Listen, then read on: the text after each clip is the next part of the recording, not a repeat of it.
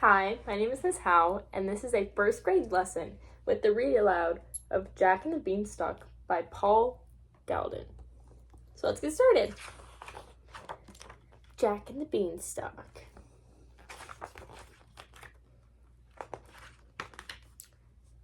As old Mother Twaddle was sweeping the floor, she found a new sixpence under the door.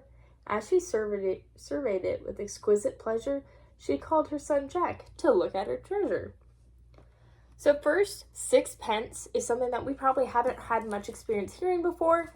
So sixpence is an old, small British coin that was worth about 6 pennies in this case. They're not used anymore, but people used to give them as gifts or keep them.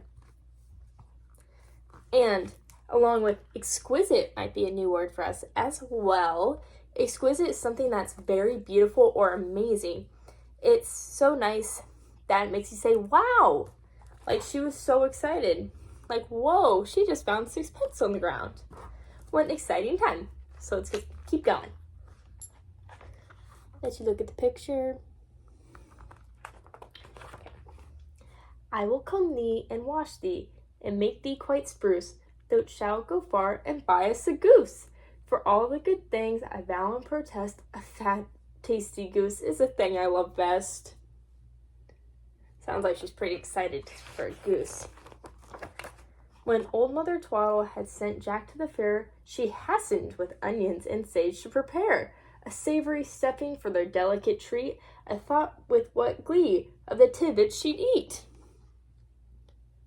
There's the picture.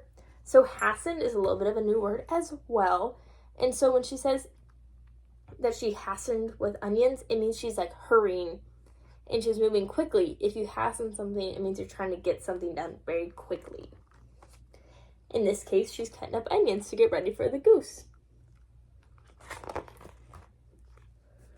When Jack reached the fair, around him was staring, a peddler cried out, "Buy this bean for a farthing.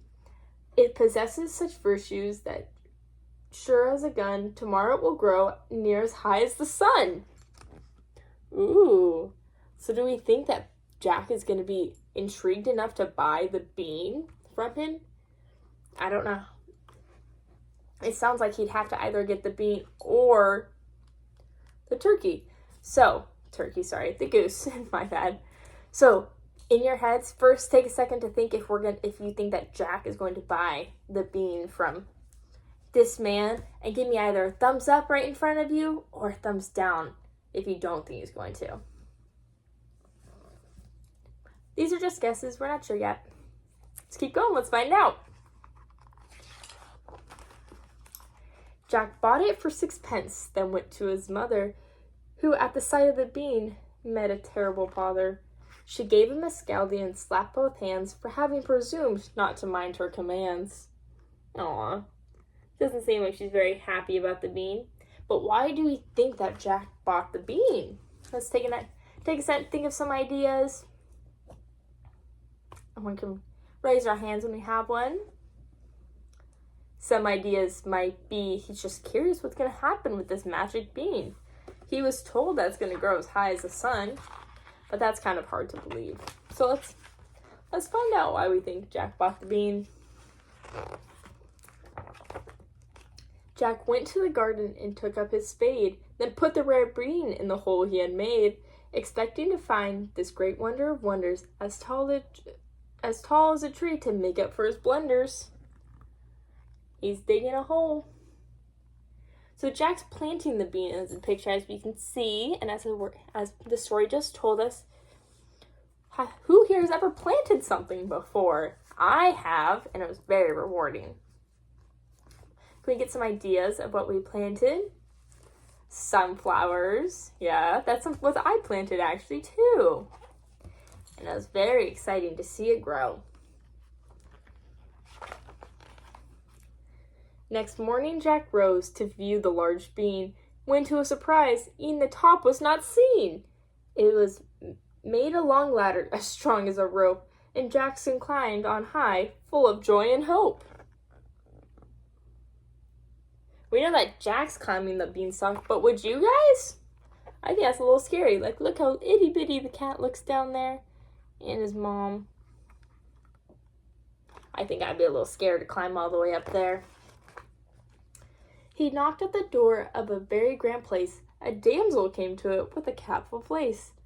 "Oh, pray go from hence," cried this maiden fright, "for a giant lives here, and he'll eat you this night." That sounds pretty scary.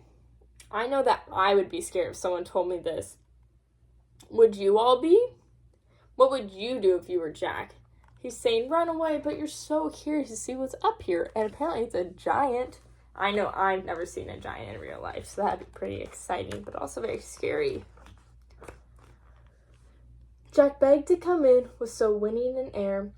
Let me restart that, sorry. Jack begged to come in with so winning an air that she promised to hide him and pointed out where.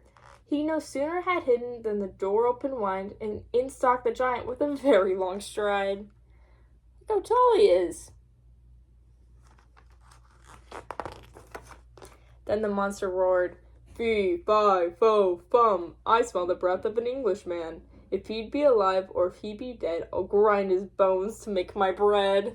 Ew, I don't think that tastes very good.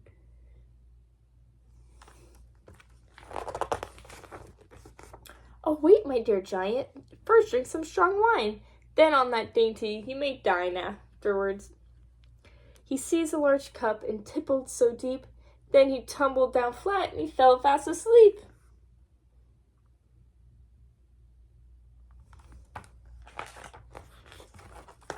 Soon Jack saw him fall. He crept from the bed, then snatched a large knife and chopped off his head. Thus he killed this great man, as he loudly did snore, and never again was a giant seen more. Look how big his shoes are.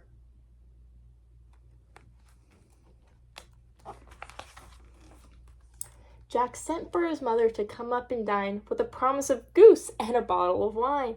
And as she did eat with exquisite delight, she approved of his bargain and said he'd done right. So he did end up getting a goose after all. And looks like the damsel came down with him. Jack sent for a parson, as he had a great mind to marry the damsel, who was willing and kind. The parson came soon and made her Jack's wife, and they lived a very happy to the end of their life. Aww. He married. Here Jack and his wife and his mother are seen, all dancing a jig round the wonderful bean, where it all started for them. The end. Very pretty end page as well. I like the clovers.